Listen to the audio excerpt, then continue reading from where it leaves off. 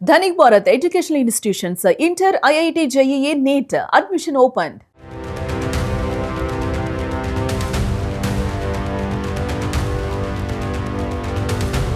పాలమ్మినా పూలమ్మినా అంటూ తన trend setter dialogue తో మోస్ట్ పాపులర్ అయిన మాజీ మంత్రి మల్లారెడ్డి ఇప్పుడు తన విద్యా సామ్రాజ్యాన్ని కాపాడుకోవడానికి మళ్ళీ రాజకీయాన్ని నమ్ముకున్నారా? నిన్నటి వరకు బీఆర్ఎస్ లో చక్రం తెప్పిన ఈ మల్లన్న ఇప్పుడు గులాబీ జెండాను పక్కన పెట్టి కాషాయ కండువా కప్పుకునేందుకు పావులు కలుపుతున్నారా? తిరుపతి వేదికగా సాగుతున్న ఆయన విద్యా వ్యాపార విస్తరణ వెనుక ఢిల్లీ పెద్దల ఆశీస్సులున్నాయా? మల్లారెడ్డి అడుగులు ఎటువైపు సాగుతున్నాయి? మాజీ మంత్రి మల్లారెడ్డి ఈ పేరు చెబితే చాలా మంది గుర్తు పట్టకపోవచ్చేమో, కానీ పూలమ్మినా పాలమ్మినా డైలాగ్ పేరు చెప్పగానే మాత్రం అందరూ టక్కున గుర్తుపట్టేస్తారు.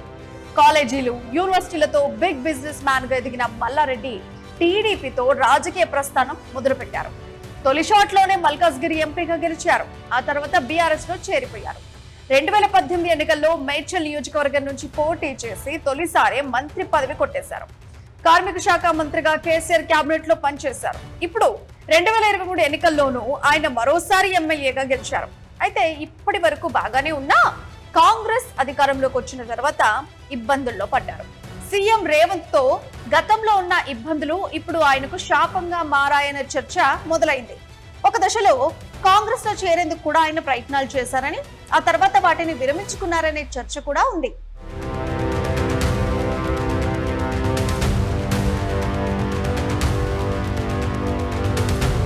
మల్లారెడ్డికి చెందిన విద్యా సంస్థలు, ఆసుపత్రులు, భూములపై వరుసగా ప్రభుత్వ విచారణలు, కూల్చివేతలు, నోటీసులు వెల్లువెత్తాయి.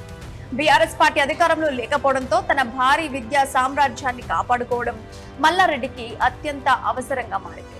కేవలం రాజకీయాల కోసమే తన వ్యాపారాలను రిస్క్ లో పెట్టలేననే భావనతోనే ఆయన గత 6 నెలలుగా బీఆర్ఎస్ పార్టీ అధిష్టానం నిర్వహించే కీలక సమావేశాలకు, నిరసనలకు దూరంగా ఉంటూ వస్తున్నారు.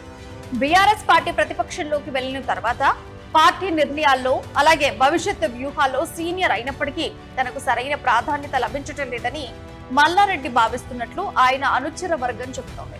జూలై 5, 2026న మేడ్చల్లో జరిగిన ఒక కార్యక్రమంలో మల్లారెడ్డి స్వయంగా మాట్లాడుతూ, నేను బీఆర్ఎస్ పార్టీకి కొంచెం దూరంగా ఉంటున్నా, అందుకే నన్నందరూ మర్చిపోతున్నారు అని చేసిన వ్యాఖ్యలే ఇందుకు ప్రత్యక్ష ఉదాహరణ. పార్టీలో తనకు తగిన గుర్తింపు, రక్షణ దొరకడం లేదనే అసంతృప్తి ఆయనలో స్పష్టంగా కనిపిస్తోంది. బీఆర్ఎస్ కు దూరం అయినా నన్ను మర్చిపోతుంది. బీఆర్ఎస్ కు దూరం అయినా నన్ను మర్చిపోతుంది. బీఆర్ఎస్ కు దూరం అయినా నన్ను మర్చిపోతుంది. మల్లారెడ్డి చూపు ప్రస్తుతం బీజేపీ వైపు ఉందనే ప్రచారం కూడా తెలంగాణ రాజకీయాల్లో సాగుతోంది. తెలంగాణలో కాంగ్రెస్ అధికారంలో ఉండడంతో రాష్ట్ర ప్రభుత్వ వేధింపుల నుంచి తన వ్యాపార సామ్రాజ్యాన్ని కాపాడుకోవాలంటే కేంద్రంలో అధికారంలో ఉన్న బీజేపీ అండ అవసరమని ఆయన భావిస్తున్నారట. పైగా కాంగ్రెస్ తో పోలిస్తే బీజేపీలోకి వెళ్తేనే తన విద్యా సంస్థలకు జాతీయ స్థాయిలో రక్షణ లభిస్తుందని నమ్ముతున్నారట. బీజేపీ అధిష్టానంతో చేరిక విషయమై ఇప్పటికే లోపాయికారి చర్చలు జరుపుతున్నట్లు వార్తలు వస్తున్నాయి. ఇటీవల మల్లారెడ్డి కోడలు ప్రీతిరెడ్డి తెలంగాణ బీజేపీ రాష్ట్ర కార్యాలయాన్ని సందర్శించడం రాష్ట్ర రాజకీయాల్లో తీవ్ర సంచలనం సృష్టించింది. ఆమె బీజేపీలో చేరబోతున్నారంటూ జోరుగా ప్రచారం సాగింది.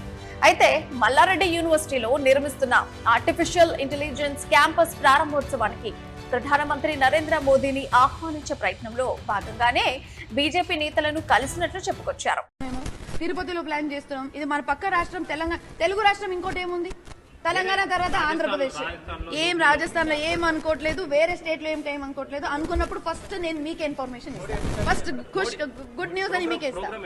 ఇప్పుడు ప్రోగ్రామ్ ఇంకా ఇది కాలేదు, వీఆర్ ప్లానింగ్. డేట్ ఆయననే ఇస్తానన్నారు కాబట్టి ఆయన డేట్ ఇచ్చిన తర్వాత 100% నాకన్నా ఎక్కువ ముందే మీకే తెలుస్తుంది కాబట్టి అది ప్రాబ్లం లేదు. ఆయన వస్తున్నారంటే నేనే మీకు ఇన్విటేషన్ ఇస్తా. ప్రతి ఒక్కరికి పర్సనల్ ఇన్విటేషన్ నేనే ఇస్తాను. ఎందుకంటే అది ఒక ప్రౌడ్ మూమెంట్ ఆయన మా క్యాంపస్ లో రావడం. అది దానికి సంబంధం లేదన్నా, అసలు దానికి సంబంధమే లేదు. నేను పార్టీకి లేదు, నేను ఏం యాక్టివిటీ చేసినా అట్లాంటి ఏమి యాక్టివిటీ చేయట్లేదు. నేను చేసేది ఇప్పుడు ఏదైనా పండుగ వస్తే, హనుమాన్ జయంతి వస్తే, నాకు ఒక దగ్గర పిలిస్తే నేను అక్కడ వెళ్ళి నేను హనుమాన్ జయంతి కోసం పాట పాడితే దానికి బీజేపీకి సంబంధం ఏముంది? ఒక రాజకీయ కుటుంబం నుంచి బీజేపీ కార్యాలయానికి వెళ్లడం వెనుక భవిష్యత్ రాజకీయ ప్రణాళికలు, చేరికలకు సంబంధించిన పునాది ఉందనేది విశ్లేషకుల అంచనా. మల్లారెడ్డి మరియు ఆయన కుటుంబ సభ్యులు ఇప్పటికే ఢిల్లీ వేదికగా బీజేపీ జాతీయ నాయకత్వంతో పాటు కేంద్ర మంత్రులను పలుమార్లు కలిసినట్టు సమాచారం. తన వ్యాపారాలకు రక్షణ కల్పించడంతో పాటు భవిష్యత్తులో తన కుటుంబానికి రాజకీయంగా తగిన ప్రాధాన్యత కల్పించాలని డిమాండ్లను బీజేపీ అధిష్టానం ముందుంచినట్లు ఢిల్లీ వర్గాల టాక్. రాజకీయ ఒత్తిళ్లను తట్టుకుంటూనే మల్లారెడ్డి తన విద్యా సామ్రాజ్యాన్ని తెలంగాణ సరిహద్దులు దాటించి ఆంధ్రప్రదేశ్ కు కూడా విస్తరిస్తున్నారు. తిరుపతిలో మల్లారెడ్డి డీమ్డ్ యూనివర్సిటీ ఏర్పాటుకు గ్రీన్ సిగ్నల్ లభించింది. తిరుపతిలో ఓ ఇంజనీరింగ్ కాలేజీని కొనుగోలు చేశారు. దానిని యూనివర్సిటీగా చేసేందుకు బీజేపీ నేతల సపోర్ట్ తీసుకున్నారనే చర్చ కూడా ఉంది. అయితే ఈ డీమ్డ్ యూనివర్సిటీ కేంద్రం ఇచ్చిన గిఫ్ట్ అనే చర్చ కూడా జరుగుతోంది. మల్లన్న రాజకీయ ఎత్తుగడలు తెలుగు రాష్ట్ర రాజకీయాల్లో చర్చనీయాంశంగా మారింది.